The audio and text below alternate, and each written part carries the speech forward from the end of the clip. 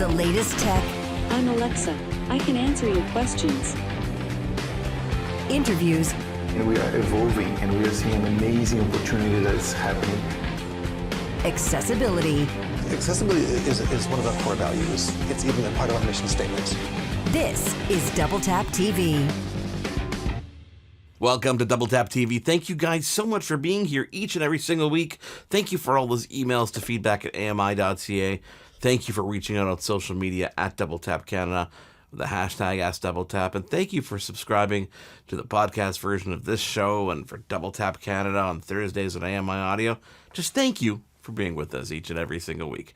I am Mark Aflalo, Stephen Scott by my side. Stephen, this week we're tackling a topic that I've been talking about for about 3 years, and that is traveling. But most importantly, traveling after we've gone through this global 2-year pandemic. It's changed. I mean, it changed because it went from crazy, crazy busy to a complete, utter stop. Brakes are on, and then slowly winding back up, phase by phase. Things must have changed, right? Especially when it comes to traveling and needing assistance while you travel. Yeah, well, that was one of the big concerns for me. I mean, I haven't been traveling, certainly on an airplane, since, pre the pandemic. I mean, just before the pandemic, I came back from Las Vegas in January of 2020. And since then, I haven't been anywhere. And part of that, I think, is a little bit of anxiety on my part, and I'm sure I'm not alone in that, where, the idea of going traveling and all the mask mandates and, vaccine passports and all the things you've got to think about on top of all the things you would normally think about with travel. Although some of that seems to be winding down, again, it depends on where you're going. It depends on the country. Some countries are still living quite, dangerously high levels of COVID, right? So, rules we're starting to see in some places are coming back. So, it's quite difficult to know how best to travel. And of course, when it comes to assistance, well, that's a contact sport, right? Because someone's with you, you got to hang on to them. You got to maybe hang on to an arm. Maybe you're in a chair and they're behind you pushing the chair. It's quite difficult. You can't get that social distance that you perhaps might want to someone who doesn't want to catch COVID or spread COVID. But at the same token, you need the assistance. So how do you square that circle? It's a difficult one. And I think that's why a lot of people, especially disabled people, have decided to hold off on traveling for now. What was the experience like traveling, as a blind person before the pandemic? Things like, mobile check-in. Was that something you used, or did you print your boarding pass to make sure you had a paper copy and could physically find it? What kind of assistance was there for you at the airport? How was that experience? Well, it's interesting. For me, what I used to do, I kind of left a lot of it in the airport's hands. So, for example, I would never print my boarding pass in advance. I started doing it a little bit later in life, but to be honest, generally I liked to get it from the airport because then I knew it was something that someone else had looked at first. So, going up to the desk, asking them to print out whatever boarding pass it was required. So I had that. That was great. I would then, of course, go to the assistance desk. They would then escort me through security. They might take me for a coffee or straight to the gate. And then I would sit and wait for the plane and then be taken on to the plane itself.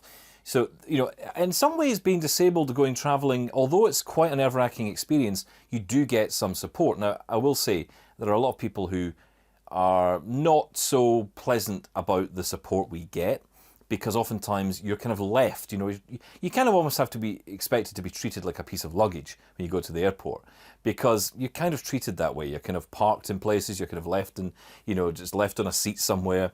You're not always given information. You're not, you can't roam the airport the way that, for example, you might with your family. You might go shopping, go for a meal, do whatever. Turn up at the airport early, it's part of the fun.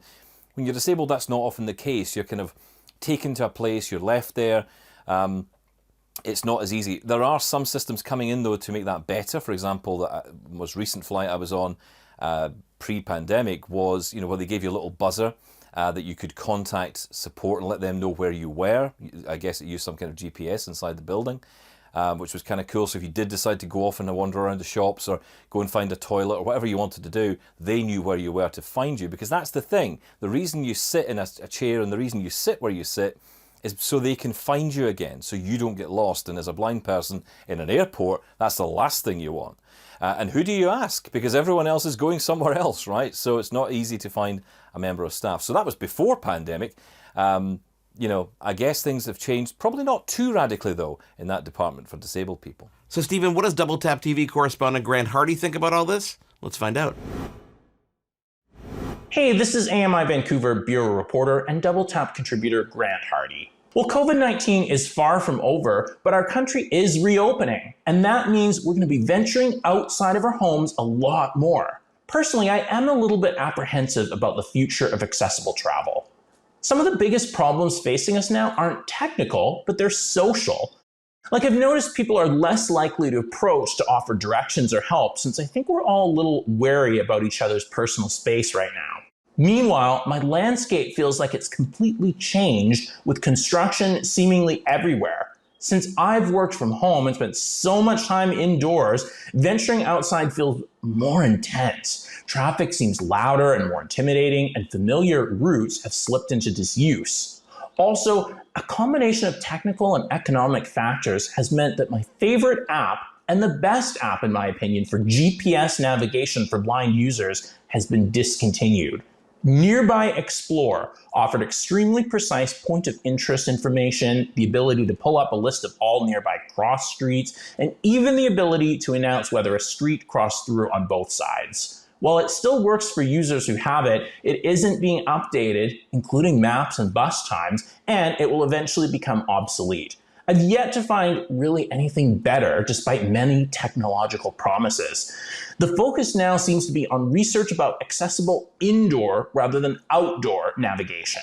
While that's exciting and offers huge promise, it's not the biggest priority for me, and it's so limited in terms of availability as to be useless for me right now.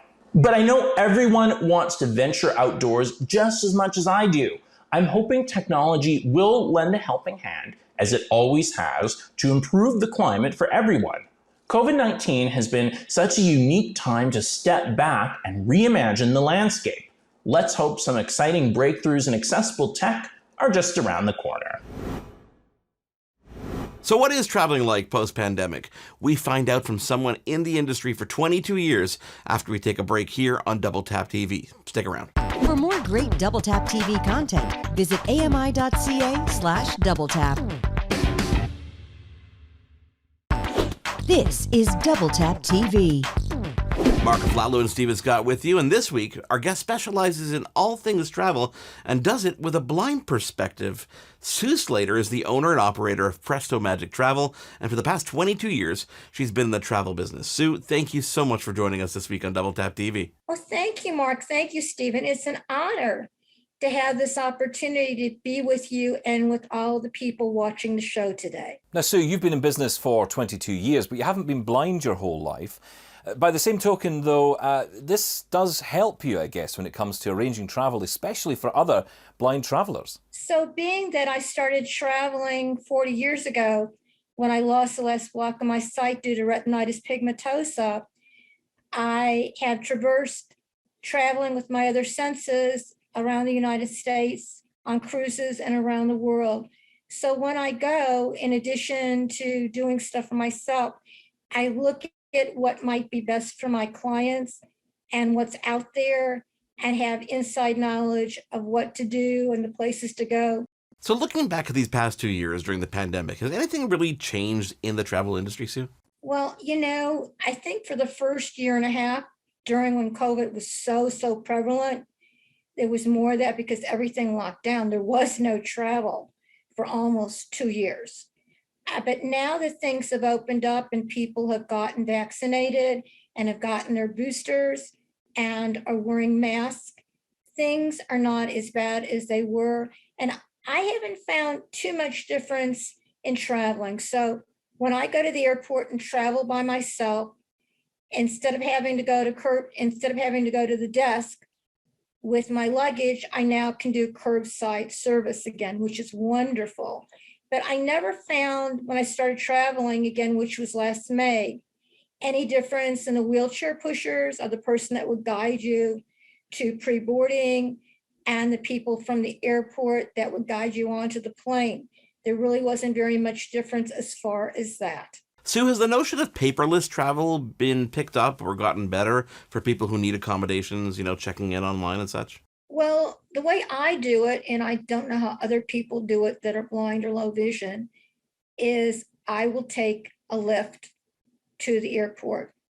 They will take my luggage over to curbside service and show me where it is. When I get to curbside service, once I check in with the paperwork, and you can check in online now, they will either get somebody to guide you or they get you a wheelchair pusher to get you through security. And it's a pretty easy process. I haven't found any problems with that. But again, and when you get to a place where you're going, somebody can help you get your luggage and you out to where you can get a cab or you can get a lift to take you to your hotel, to your cruise ship. And once you get to those places, there's people there that usually will be able to help you. Now, Sue, look, I'm a blind guy, right? So traveling blind is my thing, and it's the same for you. It's the same for a lot of our viewers, right? I'm interested to know, though, what you think the differences are now compared to pre-pandemic. Also, what you think the differences are, because you deal with many different clients, the differences between traveling as a disabled person and traveling as an able-bodied person. What are the differences and all that? Pre-pandemic, when you went to museums that had audio description and special tours or one-on-one behind the scene tours, they would let you touch things. Post-pandemic, they're still not letting you touch things, but what they're doing is they're doing it in an alternate way. So they're having 3D replicas of the different paintings and the sculptures. There's more audio description being done in museums and in venues. So it's a little bit more difficult than it was pre-pandemic, but things are coming back. And as far as being guided, I have not had any problems in any of the travel that I have done over the past year or doing the stay vacations that I did during COVID, as far as people not wanting to guide me. As long as you have your mask, as long as you've been vaccinated, I haven't seen very much difference in that type of travel from pre-pandemic to post-pandemic. Yeah, can we broaden that out a little bit, Sue? You know, I'm thinking about sort of travel as a disabled person. When people are getting ready to travel and they are low vision, are blind, they need to know what their mobility is, what their comfort is as far as traveling by themselves or traveling with a sighted companion. And before they go, they need to do some exploration or use a travel agent to find out which countries are more accessible as far as having more services for the low vision and blind. Some of the travel tips that I give to people that are traveling that are low vision and blind is to bring an Alexa Dot with you. Put it on the internet, the Wi-Fi, when you get into a hotel room or you get into a cruise cabin, and it can help you do a lot of things. You know what? Stick around, guys. We've got more to talk about with Sue Slater. This is Double Tap TV. Mark Aflalo and Stephen Scott with you. We'll be back in just a moment. For more great Double Tap TV content, visit ami.ca/doubletap. This is Double Tap TV. Welcome back to Double Tap TV, talking all things traveling after a pandemic. Thanks for being here. Email us, feedback@ami.ca. Follow us on social media if you're not already, at Double Tap Canada, with the hashtag which is #DoubleTap.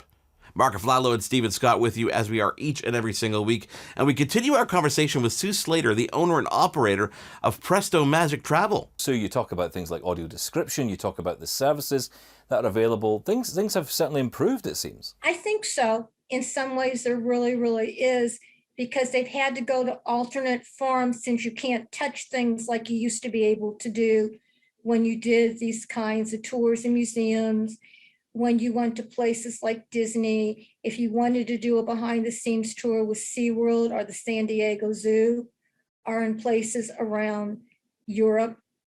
I found that in Europe, Athens is an amazing place. They partner with the Lighthouse for the Blind, and they have a tactile museum where they've done replicas of different artwork from around the countries and brought it into this museum for people to see that have low vision and are blind. They've also partnered with the Lighthouse for the Blind And you can now do a tour of the Acropolis Mountain.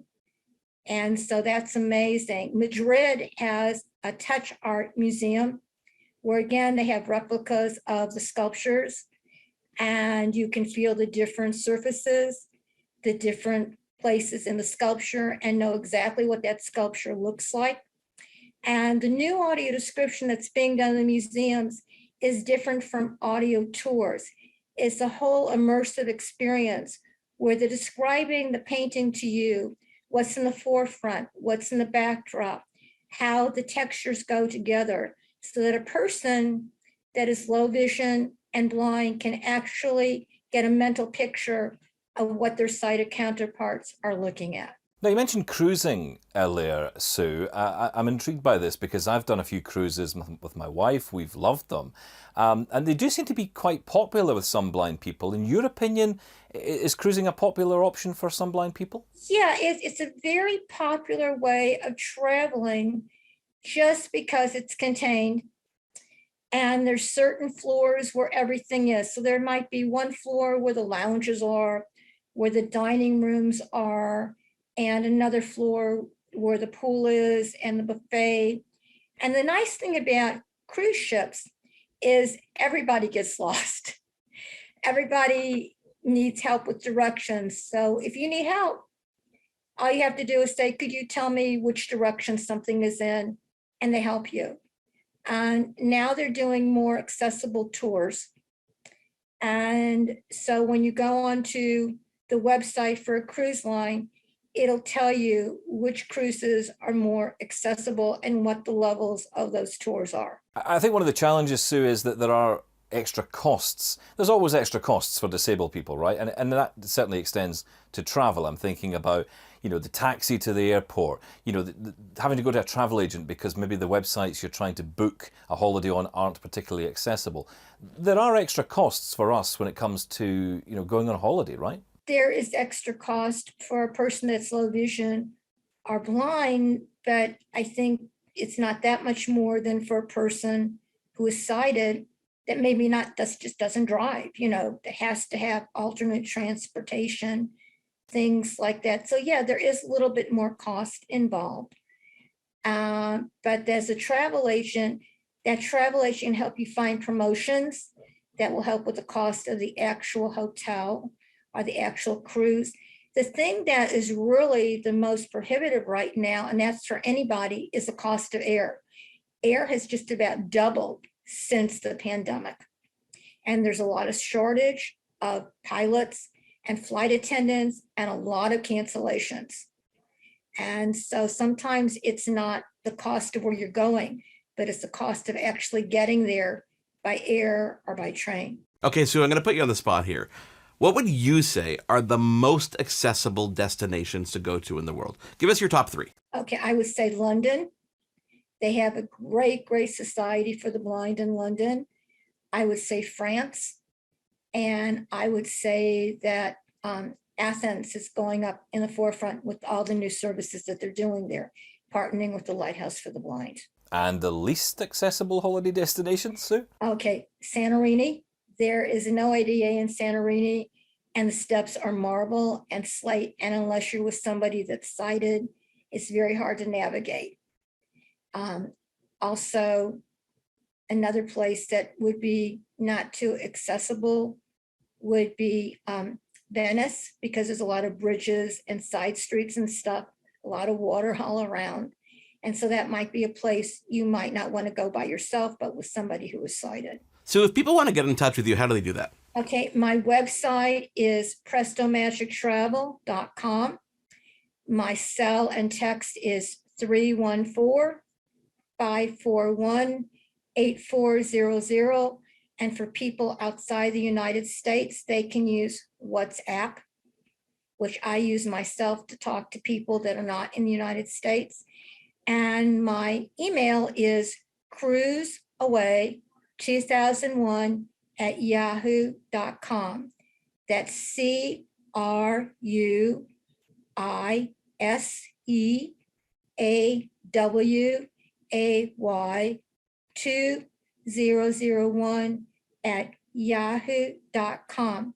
I work one-on-one with all of my clients, customizing their travel, and I work with all budgets to help them find the best vacation for the budget they have and to get the best experience for what they're looking for in their vacation.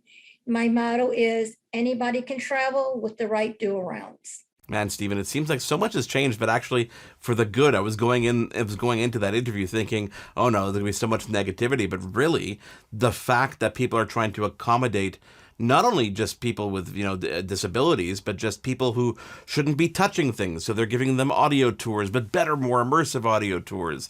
And just overall accommodation seems to be a bonus for people who might be low vision or blind. I know what I'm going to be talking about with my wife over dinner tonight. This is going to be the conversation. I think I'll be in touch with Sue at some point because, this is so cool. And she has access to so much information. We've got to have her back on. And I think, it was interesting she brought up the point about some of the tech we can take with us.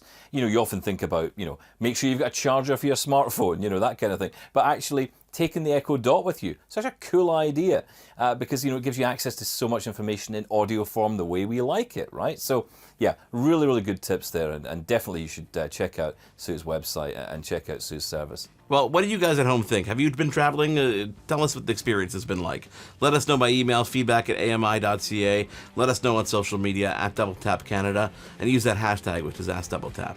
Guys, on behalf of Sue Slater from Presto Magic Travel, on behalf of Stephen Scott, I am Mark Aflalo. Thank you so much for being with us on Double Tap TV this week. Hosted by Mark Aflalo and Stephen Scott. Editing Jordan Steves and Mark Aflalo. Voiceover Anna Vicino. Integrated Described Video Specialist Ron Rickford. Coordinating Producer Jennifer Johnson. Director Production Kara Nye.